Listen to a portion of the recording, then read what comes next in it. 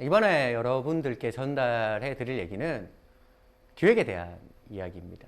많은 사람들이 기획에 대한 이야기를 하면 두 종류예요. 기획? 나랑 상관 있나? 두 번째, 기획 그거 내가 해야 되는데 너무 어렵다. 이 두 가지 이야기. 근데 사실 기획은 취업을 했던 거의 대부분의 직장인들이 가져야 될 능력인 동시에요. 절대 어려운 게 아닙니다. 그래서 오늘 저는 기획이 얼마나 어려운가에 대한 이야기가 아니라 듣고 나면 허무할 만큼 와, 기획이라는 게 이렇게 아무것도 아니었나 라고 하는 그 기획에 대한 쉬운 이야기를 여러분께 들려드리려고 합니다. 이게 이제 제가 대학교를 다닐 때 받았던 교내 공모전 수상 횟수예요. 이거는 제가 받았던 전국 공모전 수상 횟수입니다. 저는 총 3번의 장관상을 받았었고요. 가장 큰 광고제라고 하는 곳에서 최초로 4년 연속 수상을 했었어요. 국내 최대 공익광고제에서 대회가 생긴 이후로 최초로 2년 연속 대상도 받았습니다. 그 상을 많이 받다 보니 기획 관련 공모전으로 대한민국에서 가장 많이 받았다고 하더라고요. 마지막은 뭐 그렇게 제가 좋아하는 대통령은 아니지만 아무튼 대통령이 주는 인재상도 받았습니다. 그렇게 받았던 저는 이제 LG 계열의 광고 회사 HSE드라고 하는 곳에서 회사가 생긴 지 최초로 영어 성적이 없는 지방사립대 신입사원이라고 하는 타이틀을 가지고 들어가서 실무 기획을 쭉 했었어요. 저는 이제 3권의 책을 쓰면서 책을 쓸 때마다 도서 기획을 했었고요.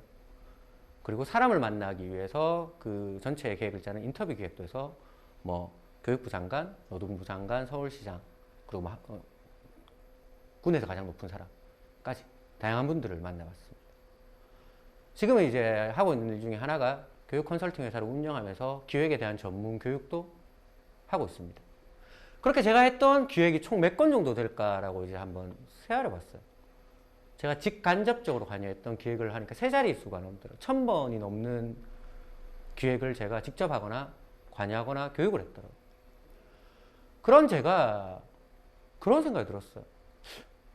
기획이 어려운 걸까? 기획이 복잡한 걸까? 기획이 그렇게 많은 이론들이 필요한 걸까라는 생각을 했어요. 1000번을 가리키면서 제가 느낀 건 이겁니다. 기획은 아무것도 아니라는 거. 복잡하고 어려운 게 아니라는 거. 더 직접적으로 기획은 누구나 해봤다라는 거. 얘기하면 나는 기획한 적 없는데, 내 인생은 기획과 관련 없는데, 나는 PPT 만질 줄도 모르는데 뭐. 자, 기획의 목적은 한 가지밖에 없습니다. 기획은 설득하기 위해서 있는 거예요.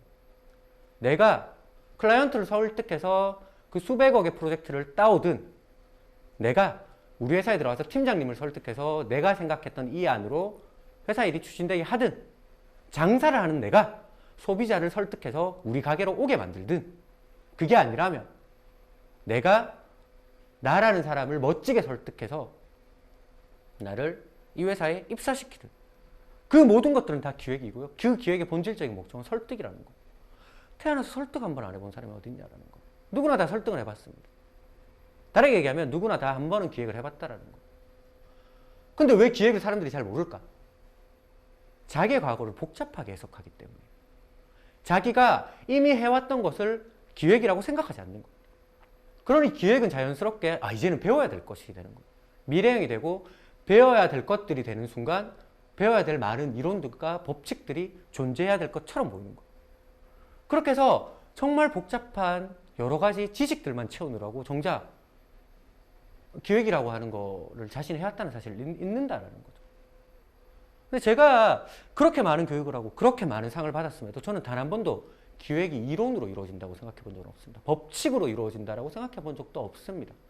기획서를 처음 쓸 때 무조건 십자가를 그어야 되고, 법칙을 적어야 되고, 스왓을 해야 되고, BLC를 해야 되고, 이런 것들은 아니라는 거예요. 기획을 처음 하는 사람들, 아니면 기획을 지금부터 해야 되는 사람들한테 가장 필요한 건 뭐냐면 직관화와 단순화예요.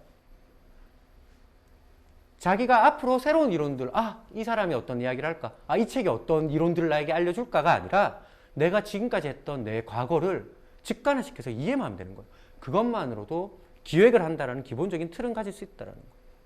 그리고 그 틀이 회사 생활하든 사회생활하든 사회에 나가든 관계 맺는 그 모든 분야에서 너무나 많이 쓰입니다. 왜냐하면 인간은 사회적인 동물이기 때문에. 사람은 사회적인 동물이고 사회적인 동물이란 함께 무리지어 살아가야 된다는 뜻이에요. 함께 무리지어 살아간다는 것은 그 안에서 항상 반드시 언젠가는 누군가를 설득해야 되는 위치와 자리에 온다라는 거예요. 그때 그 사람을 훌륭하게 설득하는 거예요. 그 핵심이 기획력이라고 하는 거예요. 그래서 오늘 여러분께 이제 그 기획에 대한 이야기를 드려볼까 합니다. 기획을 한다라는 건요, 결국 자기 욕망을 해결을 위해 타인을 설득하는 거예요. 아, 저 좀 뽑아주세요. 회사를 설득하는 거죠. 아, 이 광고주님, 이 아이디어 정말 괜찮은 겁니다. 뽑아주세요. 광고주를 설득하는 거죠. 팀장님, 이번 기획안 이거 마음에 들지 않습니까? 설득하는 거. 타인을 설득하는 행위라는 거. 그 타인을 설득하는 행위는 세 가지만 있습니다. 공감과 문제와 제안입니다. 누군가를 설득한다는 건 그런 거예요. 먼저 첫 번째는 설득해야 되는 대상과 공감해야 돼요. 교감해야 돼요. 그래, 그렇지. 너 지금 그런 상황이구나. 아, 이런 거구나. 너 지금 그런 거네. 그래야지 마음을 엽니다. 그 다음 문제점을 해줘야 돼요. 설득한다라는 거는 바꾼다라는 거예요. 바꾼다랑 사람이 바꾸는 이유는 한 가지입니다. 문제가 있기 때문에 바꾸는 거예요. 근데 너 이거 지금 문제네. 야, 이거 문제지 않니? 이런 거 좀 잘못되지 않았어? 야, 이거 고치면 너 훨씬 잘 될 텐데. 그럼 이제 귀를 기울이고, 야, 그거 고치려면 어떻게 해야 되냐? 야, 이렇게 해결하면 돼. 이것만 있으면 너 더 나아질 수 있어. 그렇게 설득이 되는 거. 세 가지 문제예요. 공감하고, 문제 제기를 하고, 그리고 그 문제를 해결하면 된다는 거. 이것들을 그 어떠한 마케팅이 아닌 정말 단순한, 우리가 살면서 누구나 한 번쯤은 겪어봤을 이야기를 통해서 여러분께 설명해 볼게요. 자, 강의실에 대학교로 한번 돌아가 봅시다. 우리 과거로. 강의실 수업을 듣는데 옆자리에 이상형이 앉았어. 뭐 여기 계신 분들 중에는 없지만 이상형이 앉았습니다. 내 모든 연애 로망을 완성시켜줄 여자인 거예요. 이 여자와 함께라면 지옥도 천국이다라고 하는 여자가 앉았어. 우와, 너무 예쁘다. 그럼 그때부터 머릿속은 어떻게 됩니까? 사귀고 싶다. 만나고 싶다. 자, 여러분 방금 기획에서 가장 중요한 첫 번째 목표 설정을 한 거예요. 목표 설정. 이 사람과 만나고 싶다. 이 사람과 사귀고 싶다라는 거예요. 그러면 이 사람에게 어떻게 접근하냐? 이 사람의 공감을 어떻게 하냐? 이 사람 알고 싶어요. 그럼 제가 스토커면 뭐 이렇게 뒷조사를 하겠죠. 그럼 제가 여기 안 있겠죠. 철컹철컹 하고 있겠죠. 알아보기 위해서 우리가 하는 것들은 하나입니다. 물어보는 겁니다. 이름이 뭐예요? 이름이구나. 전 제가 렌열이라고 합니다. 이름이 뭡니까? 그 나이가? 처음 보는데 우리 과가 아니신가 봐요. 무슨 과구나. 그러면 물어보는 거예요. 맞죠? 물어보면서 우리는 뭘 하죠? 그 사람에 대해서 알아가는 거예요. 그 사람이 어떤 사람이고, 그 사람이 어떠한 상황이 있는지. 이게 기획에서 복잡하게 이야기하는 상황 분석이라고 하는 거예요. 상황 분석을 틀이나 이론으로 시작하는 게 아니라 왜 이렇게 시작을 해야 되냐면 이렇게 시작하면 너무나 쉽게 이해가 되거든요. 목적이 생겼다? 그럼 목적에 대해서 알아보는 거죠. 알아보는 방법은 뭐다? 질문을 하는 거예요. 질문을 한다라는 것은 내가 질문을 그렇게 했어요. 여러 가지 질문을 했어요. 그래서 이름은 A구나. 과는 경영학과고 나이는 25살이구나. 그리고 뭐 제일 중요한 질문. 예쁜데 남자친구 있겠죠? 없더라고 하면 예스 하겠죠. 남자친구가 없는 거야 드디어. 남자친구 없다. 이렇게 예쁜 사람이 왜 안 사귈까? 근데 이 여자가 뜻밖의 이야기를 합니다. 질문을 통해서 답을 찾다 보니까, 상황을 분석하다 보니까 나는 좀 취미를 공유할 수 있는 사람이었으면 좋겠어요. 취미가 특별한 건 취미가 뭐예요? 저 영화 보는 거예요. 영화 보는 거 싫어하는 사람이 있어요. 다 좋아하잖아. 근데 왜 그렇지? 영화 광인 거예요. 너무나 영화를 좋아하는 거예요. 근데 나는 여행을 좋아해요. 나는 어디 앉아서 이렇게 오래 있는 게 너무 싫어. 난 영화는 완전 젬병이에요. 근데 이 사람이 원하는 거는 거의 뭐 봉준호 감독급의 영화적 지식과 해박한 그 틀, 그리고 방대한 자기 가치관, 이런 것들이 필요한 거예요. 나는 하나도 모르는 거예요. 와, 큰일 났다. 물어보는 거. 그게 많이 중요한가 봐요. 그럼요. 제가 영화에 거의 뭐 하루에 남는 시간 대부분은 영화를 보는데 소비하는데 그걸 같이 못 즐기면 함께 할 수 있는 게 뭘까요? 없잖아요. 라고 얘기하는 거. 와, 문제가 발생한 거예요. 자, 문제가 발생하는 순간 상황 분석이 멈춥니다. 전 더 이상 질문하지 않아요. 왜냐하면 그걸 생각해야 되거든요. 그 다음에는 그렇구나 하고 근데 라고 묻는 사람은 연애 절대 못 합니다. 왜냐면 지금 당장 해결해야 할 과제가 생겼는데 왜 물어봐요? 이 사람에 대한 정보를 충분히 수집을 했는데 어떡하지? 자, 처음에 목표가 생겼다 그랬죠. 사귀고 싶다. 그러면 상황 분석을 하기 위해서 질문한다 그랬죠. 물어보는 거예요. 물어보다가 상황 분석이 끝나는 지점은 문제점을 발견했을 때, 이 사람과 사귀기 위해서 가장 걸림돌이 되는 그 한 가지 점을 발견했을 때, 그 문제점을 발견하는 순간 질문을 멈추게 되는 거예요. 질문을 멈추고 이제 장벽을 발견했으니까 우리는 어떡합니까? 전화를 합니다. 친구한테. 야, 나와봐라. 술 한잔 하자. 야, 이멀전시 비상사태다. 나와봐라. 친구 나옵니다. 계속 안 나오려고 하는 거야. 야, 게임해야 된다고. 끊어봐라. 술 사줄게. 뭐 안주는? 고기 사줄게. 기다려라. 나오는 거예요. 그렇게 전혀 하등 쓸모없는 친구 한 명을 앉혀놓고 이야기를 합니다. 소주 한잔 하면서. 야, 고민이 생겼다. 지금까지 알았던 이야기를 하는 거예요. 내가 수업 시간에 이상형을 만났다. 나는 23살이고 이름은 A네. 과는 우리 창작학과란다. 이런저런 질문하면서 같은 조도 되고 해서 좀 친해지긴 했는데 결정적으로 문제가 나는 이 여자랑 좀 잘 돼보고 싶은데 이 여자는 영화를 너무 좋아하고 영화 좋아하는 거에 거의 꽂혀있는 사람이야. 나는 영화에 관심이 없다. 사적으로 만나려고 해도 건덕지가 없다고. 밥 한 끼 해요. 뭐 밖에 술 한잔 할래요. 이건 좀 아닌 것 같다고. 너무 진부하고 너무 좀 틀에 박힌 것 같다. 결국 이 여자가 좋아하는 그 영화를 가지고 공략을 해야 되는데 이 공략 포인트가 없다. 이거 어떻게 해야 되냐? 라고 이야기를 합니다. 너무 자연스럽잖아요. 저는 보통 그렇게 이야기를 합니다. 자, 여기서 중요한 게 기획할 때 사람들이 제일 어색해하는 게 뭐냐면 어떻게 시작해야 될지 모르는 거예요. 기획하라고 하는데 저는 기획을 모르고요. 뭐 알 수 있는 게 없고요. 그래서 어떻게 시작해야 되는지 잘 모르겠어요. 강사님, 선생님, 기획 어떻게 시작해야 돼요? 기획을 어떻게 시작하냐면 방금 이거예요. 기획의 시작은 문제점을 발견하는 순간부터 시작됩니다. 기획의 시작은, 이 말은 내가 문제점을 발견하잖아요. 그러면 자연스럽게 그간 질문했던 여러 가지 질문을 얻었던 상황들은 그 문제점을 기준으로 다 하나의 이야기로 이어지는 거예요. 그 질문 중에 쓸데없는 질문들은 다 걸러내겠죠. 그리고 이 문제점과 관련이 있는 것들로만 역으로 이어져서 하나의 이야기, 스토리라인이 되는 거예요. 그걸 누가 하냐? 그건 우리의 뇌가 너무나 자연스럽게 합니다. 그게 우리 뇌가 가지고 있는 연관성이에요. 우리 뇌는 너무 똑똑해서 서로 분리되어 있는 거라 하더라도 한 가지 주제가 들어가면 그 주제에 맞춰서 붙여서 생각을 합니다. 하나로 잇는 거예요. 그게 뇌가 가지고 있는 기능이에요. 어디서부터 배워야 되거나 그 법칙들을 배워야 되는 게 아니라는 거죠. 그 뇌의 기능을 자연스럽게 활용하게 만들면 되는 거예요. 이 너무나 단순한 흐름을 간과하기 때문에 기획이 참 복잡해지고 어려워집니다. 그러니까 이론을부터 먼저 배우면 기획할 때 먼저 이론적인 틀을 다 만들어 넣어요. 거기에 우겨 넣어요. 쑤셔 넣고. 야, 이런 법칙, 이런 순서는 반드시 지켜야 된댔어. 그럼 그 법칙들만 다 만들어 놓고 거기를 채워 넣는 거예요. 마치 시험에 주관식 시험에 답변을 하듯이. 다 채워 넣을 수는 있어요. 채워 놓고 보면 여기에 자기 생각이 없는 거예요. 자기가 발견한 문제도 없는 거예요. 그러니까 그 기획서에 스토리라인에 안 설고 그 기획에 자기 의미를 못 받는 거예요. 기획을 하는 방법은 단순합니다. 목표 발견. 이걸 해결해야 되겠네. 그럼 그 해결해야 되기 위한 다양한 질문들. 이걸 해결하기 위해서 어떻게 해야 되지? 얘는 누구지? 얘는 어떤 사람이지? 이것들은 어떠한 특성이 있지? 왜 이것들이 지금 사람들한테 호응을 못 얻고 있지? 못 얻는 이유는 뭘까? 사람들이 이렇게 생각하네? 왜 이렇게 생각할까? 끊임없이 질문하다 보면 라고 하는 순간이 온다는 거예요. 이거는 이런 장점이 있는데 반면에 이런 단점이 커서 사람들이 이용을 안 하네. 그럼 이 단점을 해결해야 되겠네 라고 생각하는 순간 자기가 지금까지 정리했던 내용들이 한번 친구한테 되뇌이듯이 식으로 혼자 이야기를 하다 보면 말이 이어진다는 거. 그래, 이거는 이런 제품이고 이런 제품은 이런 장점이 있고 이런 장점으로 이렇게 어필을 해왔는데 잘 안 팔렸네. 왜 안 팔렸냐면 사람들은 이렇게 생각을 하네. 근데 이렇게 생각하는 제품은 사람들은 잘 사질 않네. 그래서 지금 이 제품을 팔기 위해서는 이런 문제점들을 해결해야 되는구나. 그걸 그냥 메모장에 자연스럽게 적는 거예요. 메모장에 적은 걸 PPT로 그대로 옮겨서 내용만 넣으면 되는 거예요. 그럼 기획서가 되는 거예요. 기획의 시작을 그렇게 한다는 거예요. 1000번 넘게 기획을 했잖아요. 273권 정도를 읽었어요. 기획 관련 책에.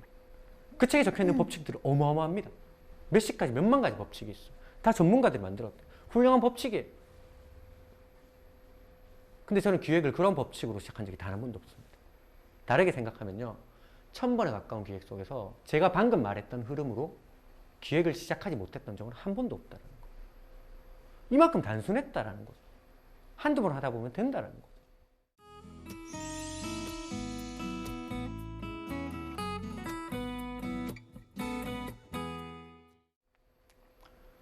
자, 그렇게 이제 제안을 했어. 썰을 풀었어. 문제점은 이런 것들이 있다. 그 친구가 이제 제안을 합니다. 야, 뭐가 문제냐고. 야, 너 약간 착각하는 것 같은데. 네 영화 좋아할 필요 없잖아. 일단은 만날 건덕지만 있으면 되는 거 아니냐고. 야, 알고 나면 나쁜 사람 없다고. 정들면 다 좋은 사람이라고. 일단 사적으로 만나서 이야기를 하고 뭐 대화하면 되는 거네. 그럼 지금 너는 영화 공부가 중요한 게 아니라 그 사람을 만날 수 있는 그 한 가지 방법이 필요한 거네. 야, 우리 삼촌이 영화 배급사 일하잖아. 영화 좋아하는 사람이면 봉준호 감독은 좋아하겠네. 야, 그 감독님이 이번에 새 영화를 만들었는데 VVIP 시사회, 사전 시사회 티켓을 내가 2장 구할 수 있을 것 같다고. 걔한테 이야기하라고. 그냥 그 2장 보러 가자고. 보러 가서 그냥 그 전에 봉준호 감독 조금만 공부하고 끄덕끄덕 거려주고 그렇게 이제 이야기를 좀 하다 보면 좀 정이 쌓이고 그러면 너의 매력을 좀 알 수 있지 않겠냐고. 그러면 이제 뭐 밤하늘에 이제 별을 보는 거지 뭐 라고 이야기를 했다고 쳐. 그 친구가 그렇게 제안했다고 칩시다. 근데 만약에 다른 친구라 자기 외삼촌이 영화 배급사에서 일을 안 해요. 그런 친구라. 그런 친구들은 이런 식으로 얘기하는 게 있어요. 뭐 누군가는 그렇게 얘기하겠죠. 야, 영화 보는 게 어렵나. 지금부터라도 뭐 공부해봐라. 그 영화 공부하면 니도 좋네. 라고 이야기할 수도 있습니다.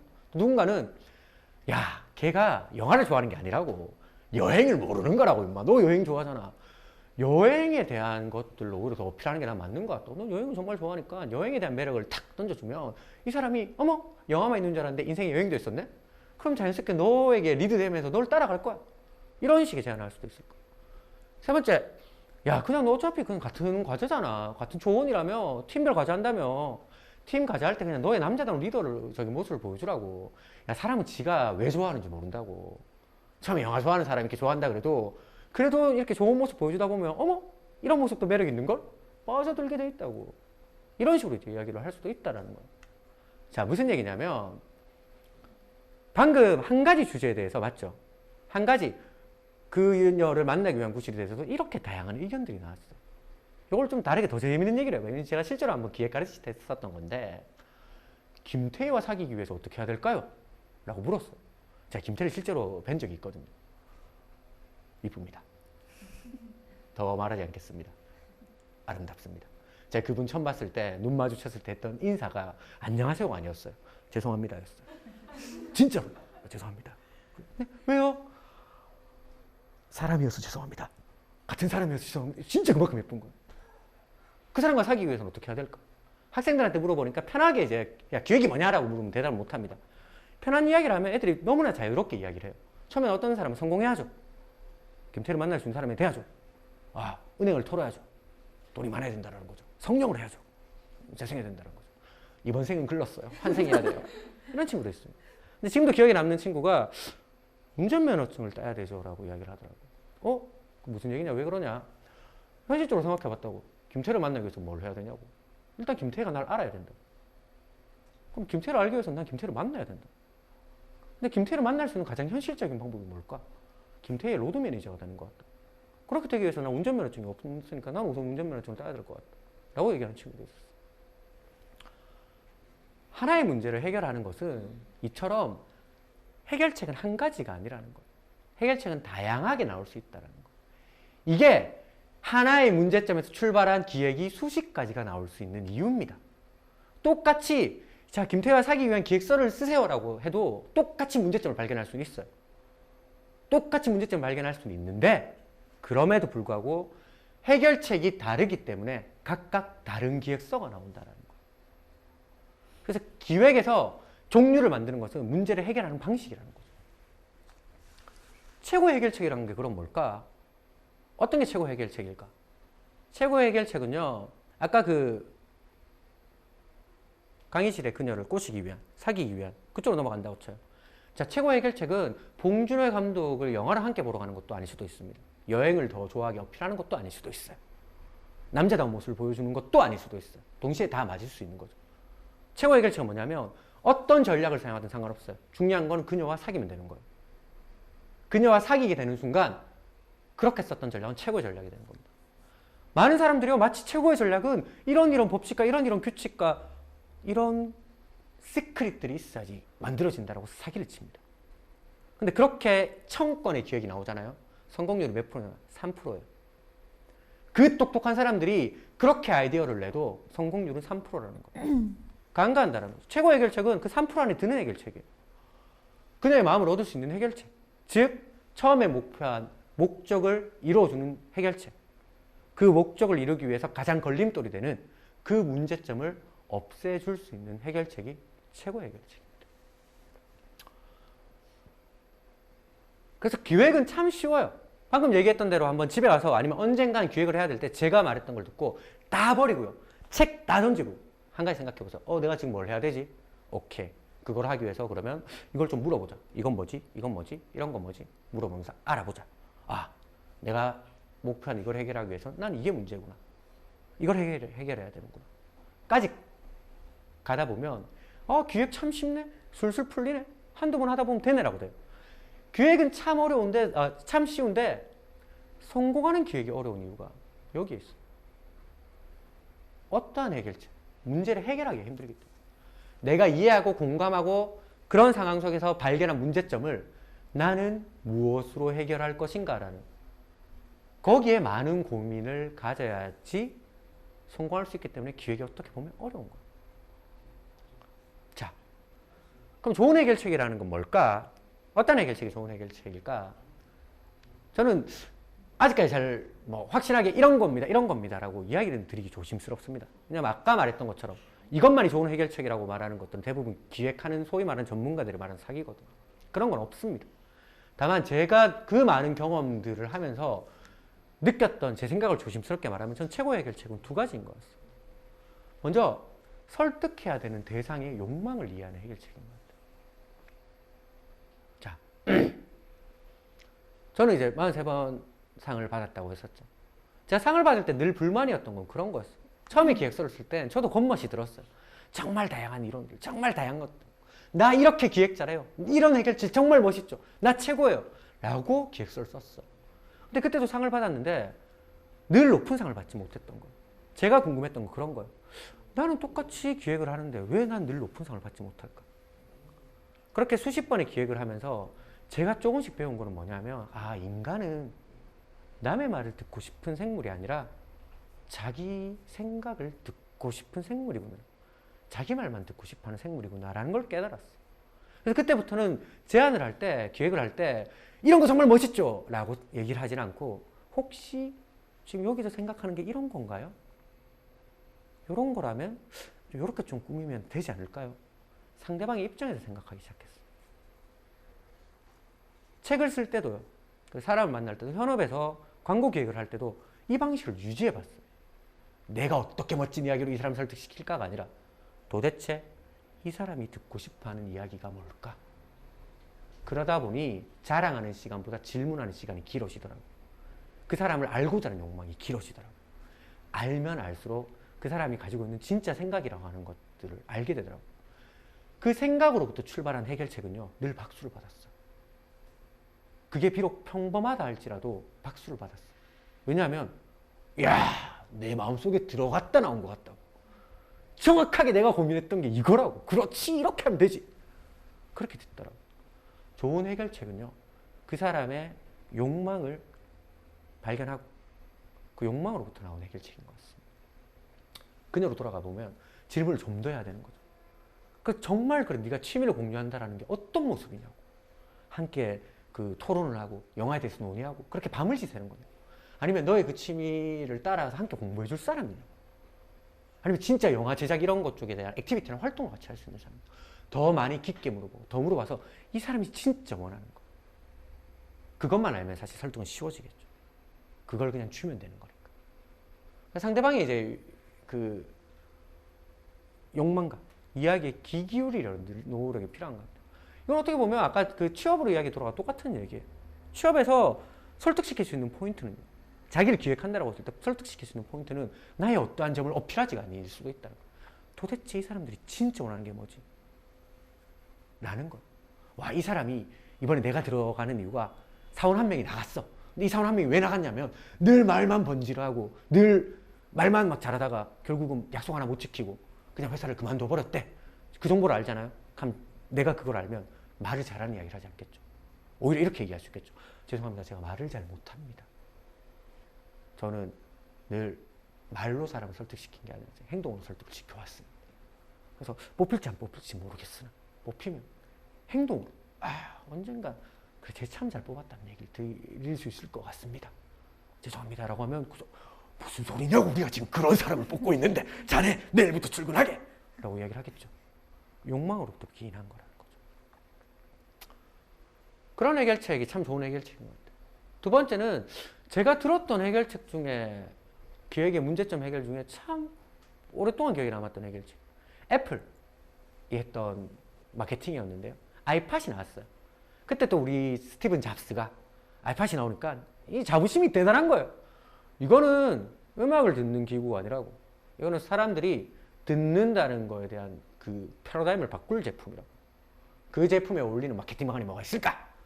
딱 얘기하니까 사람들이 고민을 하는 거, 회의를 하는 거. 근데 그중에 여직원 한 명이, 신입사원 여직원 한 명이 손을 들고 이야기를 하는 거. 아, 이런 거 좀 어떻냐고. 잡스가 그 말 듣자마자 그걸로 하자 였어요. 그게 뭐였냐면, 그 여직원이 그런 얘기를 하는 거예요. 그 CEO님, 야, 아이팟이 최고의 기구라면서요? 맞지, 최고의 기구지. 이 음악은, 이건 음악에 대한 패러다임을 바꾼다면서요? 맞지. 이 정도로 대단한 기계가 나왔으면 사람들한테 줄 수 있는 프로모션은, 그럼 그 사람들에게 최고의 음악을 들려주자. 야, 최고의 음악은 사람마다 다르잖아. 아니요? 이걸걸요 라고 했던데, 심장 소리를 들려주자라는 거. 자기 심장 소리를 들려주자. 태어나서 죽을 때까지 변함없이 똑같은 소리를 내면서 뛰는 것은 자기 심장이라고. 귀와 심장은 참 가깝지만 사람은 이것을 직접 들을 수가 없다. 자기 심장 소리를 들으면 그것이 자기에게 최고의 음악일 거라. 그걸 했어요. 반응이 엄청난 거예요. 사람들이 심장 소리를 들으면요, 진짜 몇몇은 눈물을 흘리고 다 감동을 받았다라는 거예요. 그렇게 훌륭하게 성공하고 나서 잡스가 물어봤어요. 야, 어떻게 이런 아이디어를 냈냐고. 그 여자 직원이 했던 얘기가 사실 자기 어렸을 때 경험이라고. 고등학교 다닐 때 봉사활동을 한 적이 있는데, 봉사활동을 좀 했었는데, 자기가 봉사했던 그 단체가 뭐냐면 자살한 청소년들을 교육시켜주는 봉사 그쪽이었대요. 거기서 치료 방법 중에 하나 썼던 게 뭐냐면, 자살을 시도했던 사람이 뭐 수술을 하거나 아니면 치료를 하는 과정에서 심장 소리를 그대로 들려주는 걸 했대요. 그럼 자기 심장 소리를 들었던 사람들이 정말 많이 반응을 보이더라는 거. 그때 좀 착안했다라는 거. 자, 좋은 해결책의 두 번째는 이건 같아요. 자기 관점이 있는, 통찰력 있는 해결책인 것 같습니다. 정말 좋은 해결책은 그 안에 자기의 관점이 있는 거예요. 여기서 이렇게 했대요. 여기서 이렇게 했대요. 이거 한번 들어봐요. 혹은 진짜 원하는 이야기가 이런 이야기죠. 이거 한번 해볼게요. 더 좋은 방법이 될 수 있습니다. 근데 만약에 내가 설득해야 되는 대상이 나는 아무 생각이 없다. 나는 내가 뭘 원하는지 모르겠다. 라는 경우도 있어요, 진짜로. 그런 경우에는 그 사람이 욕망이 없는 거예요. 뭘 원하는지 모르겠다. 근데 내가 원하는 게 뭔지 맞춰봐. 나 사실 아무것도 원하는 게 없어. 나한테 욕망을 좀 불러일으켜줘봐. 말하고 보니 무슨 에로 영화 같네요. 그런 사람들, 그런 상황도 있다라는 거죠. 그런 상황에서 좋은 해결책은 자기 관점이 들어간 통찰력 있는 해결책이라는 거예요. 자기 관점이라고 하는 것들, 참 자기 생각이라고 하는 거죠. 근데 요즘 시대에는 특히 그런 것 같습니다. 자기 생각이 없습니다. 자기 해석이 많이 없다라는 거. 독일이 히틀러라는 사람을 그렇게까지 싫어하는 결정적인 이유. 히틀러를 가지고 많은 사람들이 설명을 하죠. 저 사람은 폭군이다, 위정자다, 전쟁광이다. 잘못된 게 하나 있어요. 독재자다. 히틀러는 독재를 한 적이 단 한 번도 없습니다. 히틀러는 권총으로 자살하는 그 순간까지 독일들의 국민 투표로 선출된 사람이에요. 독일인들이 부끄러워하는 이유는 그거예요. 내 손으로 뽑았기 때문에. 근데 그때 뭐가 나왔냐면 군중 심리, 대중 심리, 군중 세뇌라는 게 나왔어요. 지금도 정치에 많이 쓰이고 있죠. 참 세뇌시키기 쉽다라는 거.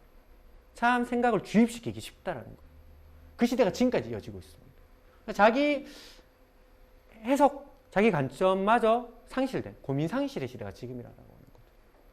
이런 시대에 자기 관점을 갖는다라는 거는 생각보다 어렵지만 동시에 그만큼 중요한 문제일 수도 있다라는 거. 자기 관점을 갖는 거는 저는 두 가지 정도 방법을 그냥 여러분께 제안 드립니다. 첫 번째는 학문적 시각이에요. 대학생들한테 그런 얘기를 해요. 졸업하기 전에 뭐 하고 싶냐고. 여행, 뭐 아르바이트, 연애 다 나옵니다. 다 좋은 건데 제가 항상 하는 얘기는 5개 학문의 가장 기본만 알고 졸업을 해라. 그게 난 대학인 것 같다. 대학의 큰 대자, 학문학자라고 했을 때 큰 학문의 정점에 다다를 수는 없겠지만 그래도 5개 학문, 대표적인 5개 학문의 기본을 알고 접근해라라고 합니다. 이게 왜 그러냐면 5개의 학문을 안다라는 거는 5개의 관점이 생긴다라는 거. 어떤 큰 사건이 벌어졌어요. 살인사건이 벌어졌어요. 큰 살인사건, 연쇄살인사건이 벌어졌어요. 경제학자는요, 이것을 경제학적으로 해석할 수 있습니다. 이 사건이 우리 사회에 끼치는 경제학적인 영향.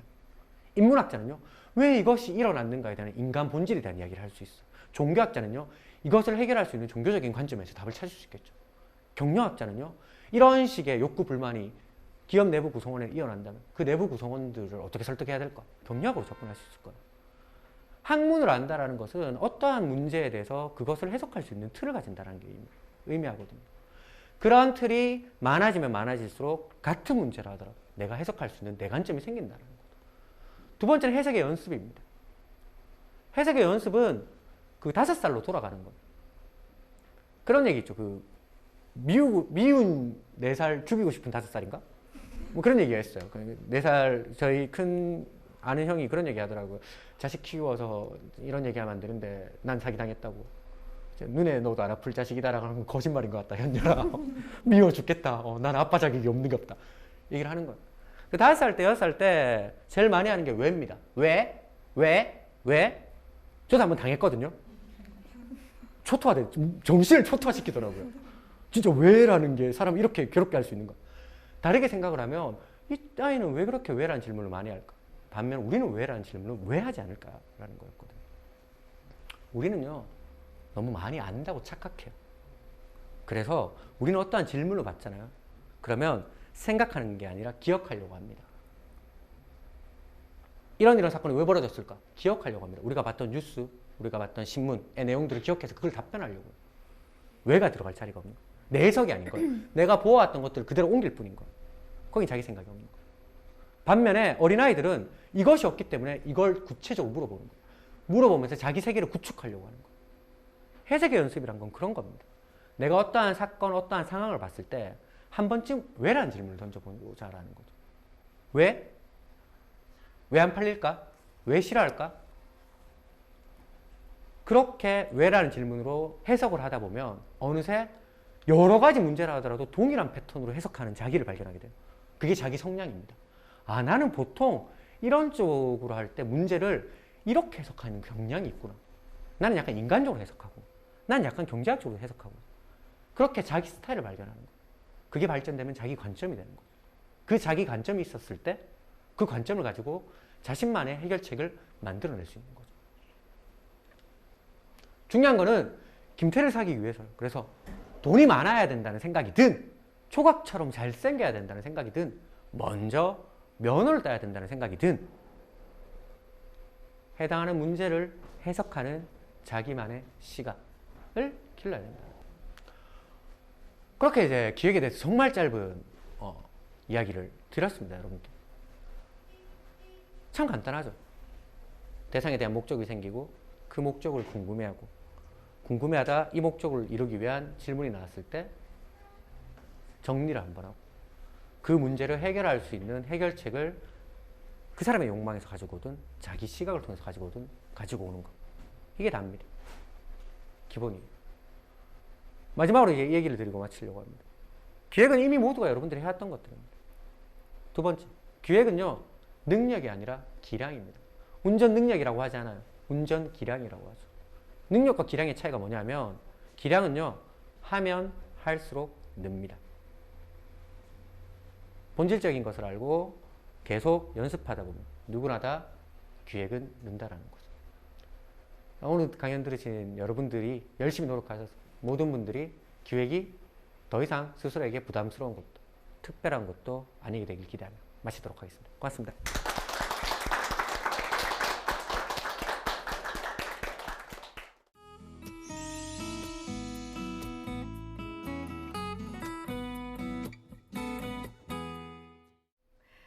네, 이번 시간에는 좀 기획에 대해서 그동안 가졌던 생각에 변화를 좀 가질 수 있었던 시간이었던 것 같아요. 네. 기획에서 기획을 덜어내라는 게 되게 또 임팩트 있는 한마디이셨던 것 같습니다.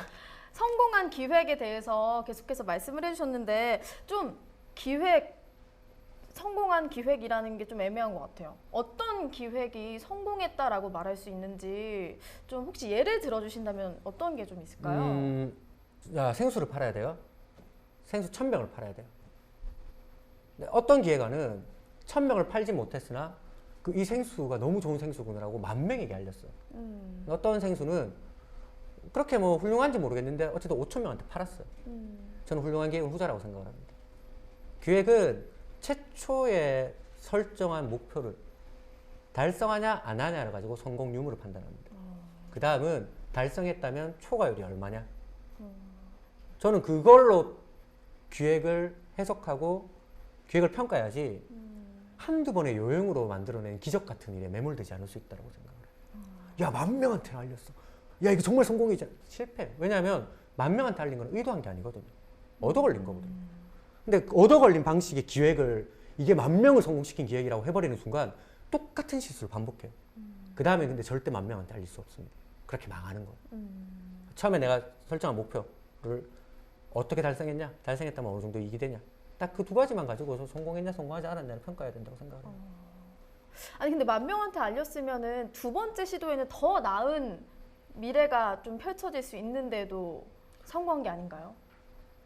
그렇죠. 결과적으로만 놓고 보면 그럴 수는 있어도 아까 얘기했던 것처럼 10,000명한테 알렸으니까 우리는 성공이야. 성공일 수는 있어요. 근데 그 성공을 이끌었던 기획 자체는 실패라는 거죠.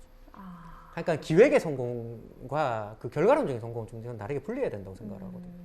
왜냐하면 제가 많이 봤던 사람들 중에 그런 분들이 있었어요. 내가 왕년에 이런 거 성공했다고 대박 났다고. 근데 물어보는 거예요. 원래 목적이 그거였냐? 아니었다고. 그럼 얻어 걸린 거 아니냐? 요행일 수도 있고 여러 가지 운에 의한 걸 수도 있지 않냐? 그럼 기획자가 부끄러워야지 어떻게 그걸 성공이라고 이야기할 수 있냐? 예측 범위를 벗어난 거 아니냐? 그걸 가지고 어떻게 클라이언트가 수백억을 쓰게 만들겠냐고. 걱정하십시오. 제가 옛날에 로또가 됐는데 이번에도 로또가 되겠습니다. 똑같은 거라고. 그러면 안 된다고. 저는 그렇게 좀 얘기를 하는 거죠. 그런 면에서 약간 좀 냉정한 편인 것 같아요. 1,000번 이상의 기획을 이제 하셨다고 말씀해 주셨어요. 네. 근데 이제 기획을 그렇게 많이 해보셨지만 그래도 어떤 기획을 맞닥뜨렸을 때 그래도 어려움이 있는 순간이 있으실 것 같아요. 그럴 때는 어떻게 하시는지 궁금하더라고요. 저는 해결책을 만들 때 매 순간 어려워요, 사실. 왜냐면 기획은 정관 예우가 없거든요. 제가 저번 기획을 잘했다고 해서 이번 기획을 잘할 수 있는 건 저는 아니라고 생각해요. 그건 자만심이라고 생각하고. 어떤 문제를 봤을 때 이것을 해결하는 해결책을 제안할 때 저 자신이 자신감이 있어야 하잖아요.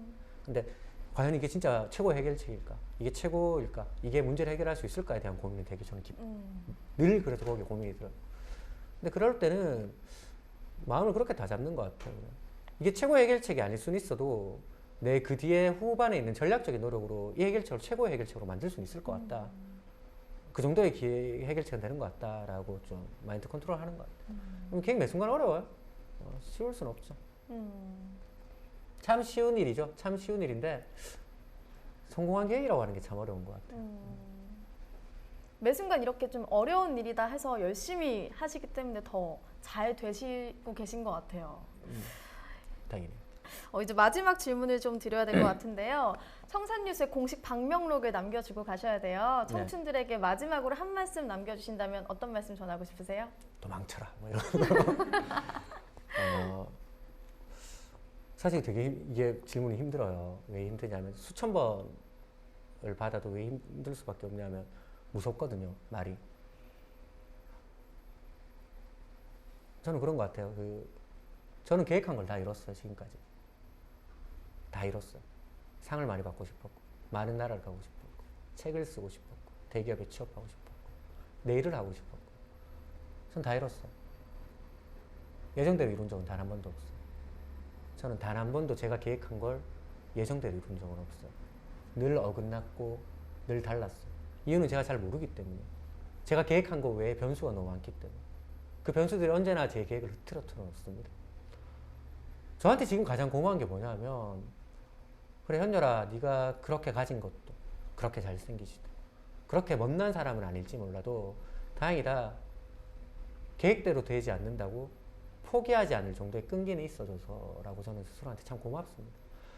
하고 싶은 말을 한마디로 한다면 여러분도 여러분의 계획은 있을 거예요. 근데 계획대로 안 될 수도 있어요.